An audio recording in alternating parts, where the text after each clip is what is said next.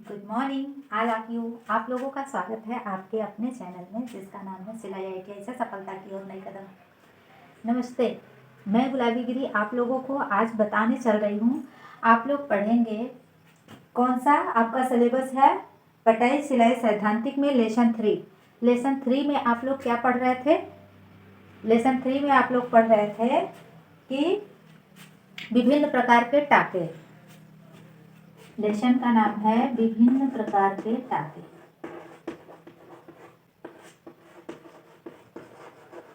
विभिन्न प्रकार के टाके। अब इसके अकॉर्डिंग आपने जाना कि टाके कितने प्रकार के होते हैं। उसमें आपने अस्थायी प्रकार के 3 टाके होते हैं, उसके बारे में आपने पिछले वीडियो में सारी चीजें पढ़ ली। अब आज आपको पढ़ना है दूसरे प्रकार का टाका। कौन सा प्रकार? दूसरे प्रकार का, जिसका नाम है अस्थायी टाके। अस्थायी टाके। अब इस अस्थायी टाकों के भी कई प्रकार हैं, ठीक है। तो इस अस्थायी टाके में आज आप पहला प्रकार पढ़ेंगे। पहला प्रकार पढ़ेंगे। पहला प्रकार में क्या है? कहते हैं बखिया के टाके। बखिया के टाके।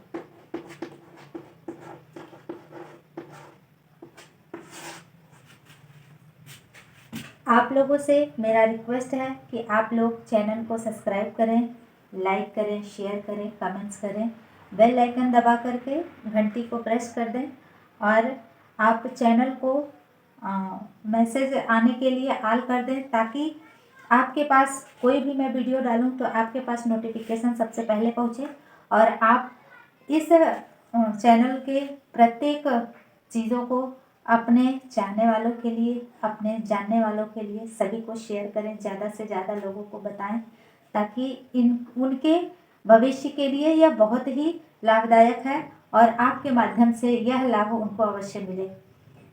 मैं हमेशा आप सभी बच्चों को या हमारे जो वाचिंग कर रहे हैं आप सभी लोगों को मैं हमेशा कहती हूँ कि इंसान के अंदर तजुर्बे इस प्रकार से होना चाहिए कि आपको किसी भी स्थिति, किसी भी परिस्थिति में अगर आपको रख दिया गया है या आप किसी कारणवश आप जो बनना चाहते थे, पढ़ाई करके आगे जाना चाहते थे, नहीं कर पाए हैं, तो आप अगर सिलाई से पढ़ रहे हैं, सिलाई से ITI कर रहे हैं, तो यह भी अपने आप में अनोखा विषय है। यह भी किसी से कम नहीं है। तो इसीलिए मैं कहती हूँ कि तजुर्बे खुद में रख, कामयाबी तुझे अपनाना आजमाना चाहती है और कदम अपना बढ़ा, आगे तो बढ़, सफलता तुझे अपना बनाना चाहता है। बिल्कुल, अगर आप मेहनत करते हैं, आपके अंदर क्रिएटिव माइंड है, तो आप कभी भी किसी भी क्षेत्र में फेल नहीं होंगे। आपको जो भी सिचुएशन दे दिया जाएगा, उस सिचुएशन में आप क्रिएटिव माइंड होने के कारण अपने माइंड को क्रिएटिव बनाइए और उसमें भी आप सुकून ढूंढ लेंगे और अपने मंजिल को ढूंढ लेंगे और सफलता भी पाएंगे। आज आप इस सिलाई ITI के कटाई सिलाई सैद्धांतिक में लेसन 3 में आप पढ़ेंगे विभिन्न प्रकार के टाकों की जो लेसन है, उसमें मैंने आपको बताया कि टाके 2 प्रकार के होते हैं, अस्थाई और अस्थाई। अस्थाई टाकों के 3 प्रकार मैंने पिछले वीडियो में पढ़ा दिया है, आप लोग उस पर जा करके उन टाकों के बारे में जान सकते हैं। और आज आप पढ़ेंगे दूसरे प्रकार के इस टाके के बारे में, या दूसरे प्रकार के टाके जो कि अस्थाई टाके कहे जाते हैं। इस अस्थाई टाके में आप पहला प्रकार पढ़ेंगे। पहला प्रकार क्या है? बखिया के टाके। आप लोग सुने होंगे कि बखिया के टाके क्या है। जब किसी लंबे समय में, जिस समय में सिलाई मशीन नहीं थी, उस समय हाथ से बखिया करके किसी छोटे मोटे कपड़े का या बड़े कपड़े को भी सिला जाता था। और आज क्या है? आज तो मशीन का ज़माना है। मशीन के ज़माने में अगर छोटा मोटा कपड़ा फटा है या फिर आपको थोड़ी मरम्मत करनी है, मशीन चलाने का मन नहीं है, तो ऐसे स्थिति में व्यक्ति बखिया के टाके के इस्तेमाल करके अपने कार्य को कर लेता है। तो उसी प्रकार से बखिया का टाका है क्या? बखिया के टाके कैसे चलाए जाते हैं? ये क्या होता है कि जब हम बखिया का टाका चलाना शुरू करते हैं, तो इसको सिलते समय क्या करते हैं कि सबसे पहले बखिया के टाके को दाहिने ओर से लगाते हुए बाएं तरफ को जाते हैं। जैसे आपने सुई नीडल्स में इस तरीके से आप चित्र ड्रॉ कर लिए। मैं आपको इस पर टाके बता रही हूँ। ये क्या है, ये आपके कपड़े का किनारा है। इन दोनों किनारों को आपने पकड़ लिया। अब इस पे आपको सिलाई देनी है। सिलाई देना है तो इसको क्या करेंगे, दाहिने तरफ से बाएं ओर लेते जाएंगे, ऐसे बराबर बराबर इस प्रकार से। ये समझ लीजिए आपकी ये सुई है, नीडल्स है आपकी, ये आपकी नीडल्स है। और इस नीडल्स पे इस तरीके से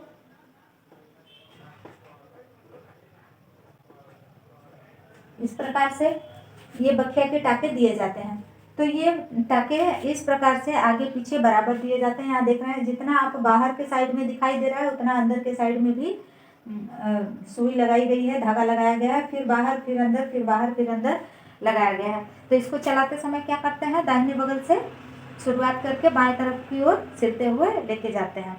तो इस टाके को क्या कहते हैं, बखिया के टाके। इस प्रकार के जो प्रश्न है ये कैसे आते हैं आपके पेपर में, जैसे ऑब्जेक्टिव टाइप में कई सारा, प्रश्न नंबर 6 में अधिकांश पूछता है। प्रश्न नंबर 6 में निम्नलिखित दिए गए टॉपिक्स पे, मतलब निम्नलिखित दिए गए टॉपिक्स पे आप किन्हीं 3 को चिन्हित करके वर्णन करें। अब उसमें कई सारा दिया है, कच्चा टाका, टेढ़ा टाका, थ्रेड मार्का क्या है। अब जैसे पहले पूछ दिया थ्रेड मार्का क्या है, फिर पूछ दिया टेढ़ा टाका क्या है, कच्चा टाका क्या है, बखिया क्या है, तुरपाई क्या है। अब उसमें से आपको 4-5 दिया है, 4-5 में से आपको 3 को चुन करके लिखना है। तो आप इसी प्रकार से इसको भी लिखेंगे। इसको आप कैसे लिखेंगे, इसको लिखने के लिए आप इस प्रकार से लिखेंगे, क्या कहेंगे, अब इसके बारे में डेफिनेशन लिखते हैं कि कहते हैं बखिया, बखिया 2 प्रकार की होती है। पहला हाथ की बखिया और दूसरा मशीन की बखिया। तो ऐसा लिखिए, बखिया 2 प्रकार की होती है, प्रकार की होती है। पहला हाथ की बखिया,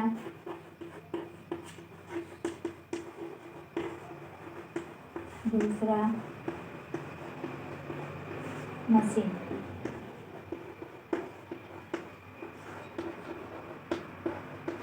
होती है इस प्रकार से। तो आप जब भी अपने यहाँ कपड़े की सिलाई करते हैं तो जैसे कभी कभी मशीन पे भी होता है कि आप 2 तहों को आपस में जोड़कर उस पर आपको लग रहा है कि हमको ये बखिया लंबा चलाना है, तो मशीन के जो आप स्क्रू होता है उसको और बड़ा कर देते हैं, जो धागे देती है उसको आप बड़ा करके बड़ी बड़ी टक्की एक रो में, एक सीधे लकीरों में सिल लेते हैं। जैसे कभी आपको चादर का किनारा सिलना हुआ, तो जब आप चादर का किनारा सिलना हुआ तो उसमें क्या करते हैं, मशीन की बखिया लगाते हैं। और अगर जिनके पास मशीन नहीं है या फिर आपका मशीन चलाने का मन नहीं है तो लोग सुई और धागे से भी चादर के किनारे को सिल लेते हैं। और ये क्या होता था कि पहले ज़माने में मशीनों का प्रचलन बहुत कम था, तो लोग हाथों का ही इस्तेमाल किया करते थे। परंतु आज के आधुनिक युग में मशीन बहुत ज़्यादा होने, मशीन अब हर घर में हो गया है, तो लोग अधिकांशतः मशीन का प्रयोग कर लेते हैं। और छोटे मोटे कपड़े की कटिंग करने के लिए, छोटे मोटे कपड़े की मरम्मत आदि करना है तो लोग हाथ की बखिया का इस्तेमाल कर लेते हैं। तो इसमें क्या लिखेंगे कि मतलब आधुनिक समय में, नहीं सॉरी, आप इसमें आप यहाँ पे आप चर्चा करिए कि कैसे बखिया का शुरुआत हुआ। मतलब जब पहले था तो पहले हाथ के ही बखिया का प्रचलन ज़्यादा था, तो लिखिए कि प्राचीन समय में, प्राचीन समय में मशीनों के अभाव के कारण, मशीनों के अभाव के कारण हाथ के बखिया का, बखिया का प्रचलन ज्यादा था। परंतु आज के आधुनिक युग में, आधुनिक युग में मशीनों के कारण मशीनों का प्रचलन ज़्यादा है, का प्रचलन व उपयोग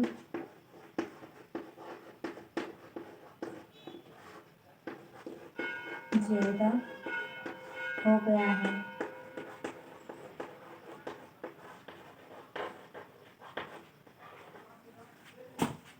जिससे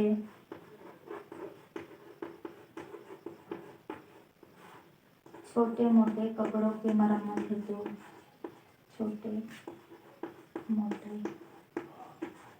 कपड़ों की मरम्मत हेतु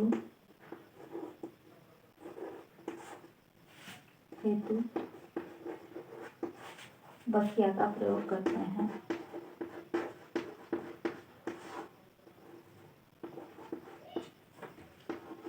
बखिया का प्रयोग करते हैं।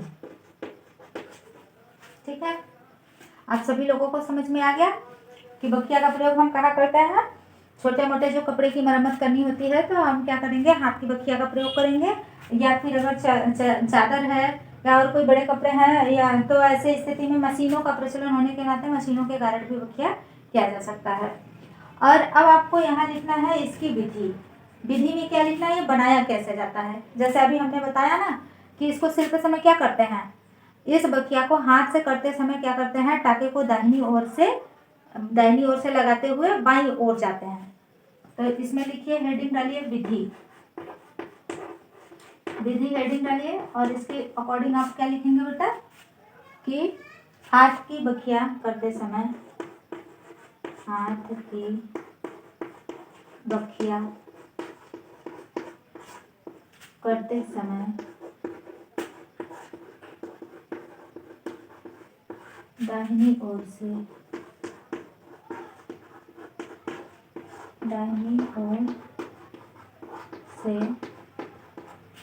बाईं ओर सिलाई करते हुए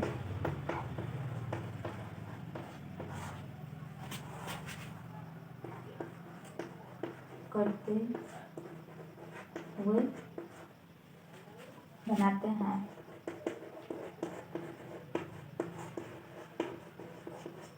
ठीक है, और बखिया करते समय और क्या ध्यान देना चाहिए, बखिया करते समय सुई पर एक ही टाका लिया जाता है। जैसे आप यहाँ देख रहे हैं ना, इस सुई पे बस एक टाका दिख रहा है, मतलब बखिया किया, इस तरफ से एक टाका, एक तरफ से इस टाका, मतलब बराबर बराबर टाका होता है।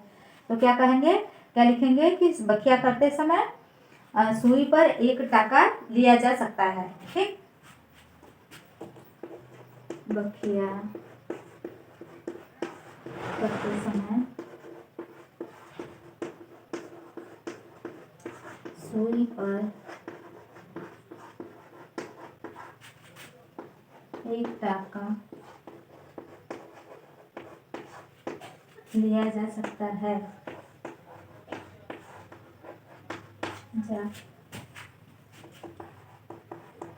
लिया जा सकता है।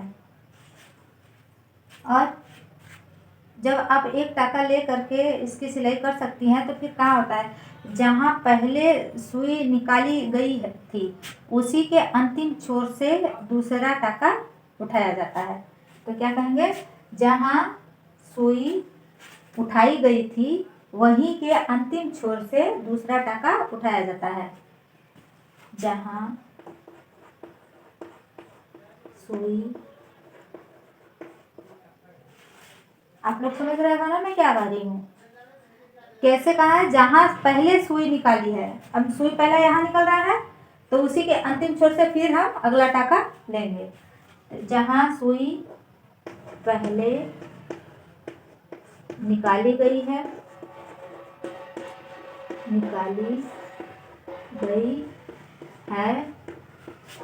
उसी के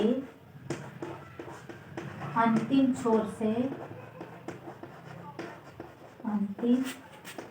छोर से दूसरा टाका उठाया जाता है।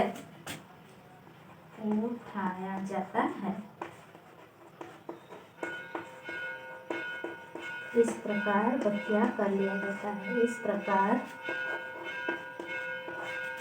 बखिया किया जाता है।